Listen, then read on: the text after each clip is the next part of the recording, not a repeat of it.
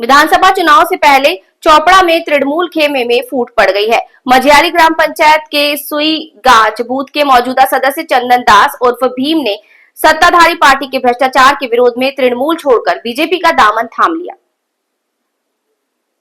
बुधवार को चोपड़ा के कालागाच इलाके में बीजेपी के ब्लॉक पार्टी ऑफिस में एक प्रोग्राम के जरिए भगवा खेमे में शामिल हुए।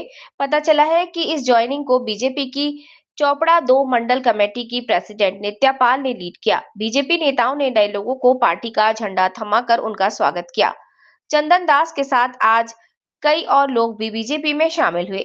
चंदन दास के आज बीजेपी में शामिल होने से बीजेपी लीडरशिप काफी उत्साहित है। चोपड़ा सेकंड मंडल की प्रेसिडेंट नित्या पाल ने तृणमूल कांग्रेस को चेतावनी देते हुए कहा, अगर डेवलपमेंट नहीं हुआ तो लोग तृणमूल कांग्रेस पर भरोसा नहीं कर पाएंगे।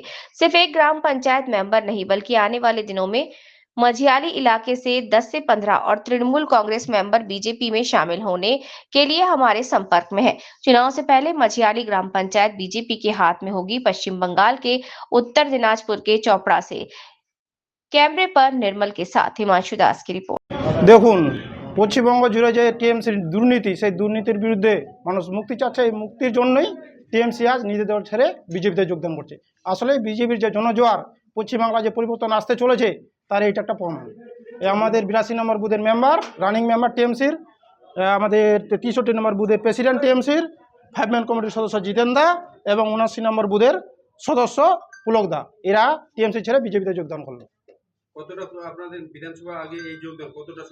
দেখেন, উন্নয়ন না হলে মানুষ ভরসা না বলে টিএমসির অত কামাই, ওখানে ছেড়ে বিজেপিতে কেন যোগদান করবে? মানুষ চাচ্ছে স্বচ্ছ একটা সমাজ, সেই সমাজে পরিবর্তন আনার জন্য টিএমসি পর্যন্ত বিজেপিতে আসছে। বিগত দিনে আমরা মাঝালি অঞ্চলে আরও 10 থেকে 15টা মেম্বারকে যোগদান করাবো। তাদের সাথে আমাদের যোগাযোগ আছে এবং দীর্ঘদিন ভাবত যোগাযোগ চলতেছে। আমরা যোগদান করেই ভোটের আগেই হয়তো আমরা পঞ্চায়েত দখল করবো, বিজেপির পঞ্চায়েত হবে মাঝালি।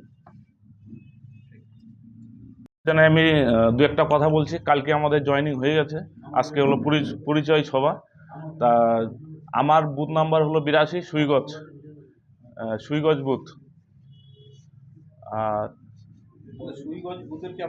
হ্যাঁ, সুইগজে বর্তমান রানিং মেম্বার।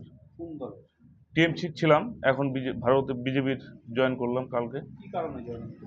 টিএমসির অনেক দুর্নীতি আছে, ওগুলো বললে অনেক বলার কিছু নাই।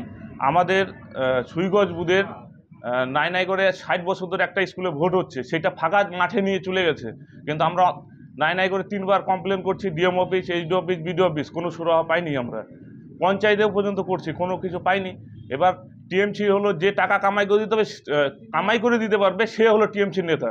আর টিএমসি বলে যে অনেক উন্নয়ন হয়েছে, সেটা টিএমসিদের উন্নয়ন ঠিক হয়েছে, সেটা দেখবেন খালি নেতাদের বাড়িগুলো যায় দেখবেন, খালি ওদের উন্নয়ন হয়েছে। তাছাড়া সাধারণ পাবলিকের কিন্তু উন্নয়ন হয়নি, সাধারণ পাবলিকের উন্নয়ন হয়নি।